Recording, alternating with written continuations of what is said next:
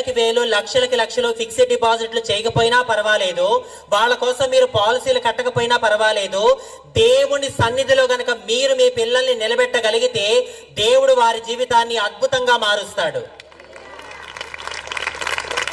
ఇది నా 23 ఏళ్ల ఆత్మీయ జీవితంలో దేవుడు నాకు తెలియజేసిన ఒక గొప్ప సత్యం. మీరు అడగొచ్చు, నీదొక ఆడా కాని మగా కాని జీవితం, ఈ రోజు ఇక్కడ నిలబడి మాట్లాడుతున్నావు, ఇంత పెద్ద పెద్ద దైవజనుల పక్కన కూర్చొని మాట్లాడుతున్నావు, నీకు ఏమి అర్హత ఉందని దేవుడు ఇచ్చాడు నీకు ఈ స్థితి? నీ విలువేంటి? నీ అర్హత ఏంటి? నిజమేనండి, నాదొక స్త్రీ జీవితం కాదు, నాదొక పురుష జీవితం కాదు, నాకు అర్హత లేదు, నాకు విలువ లేదు.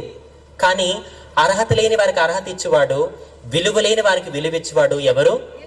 యేసయ్య కృప ఉంది మాత్రమే నేను ఇక్కడ నిలబడ్డానండి. ఈ రోజు ఇక్కడ నిలబడడానికి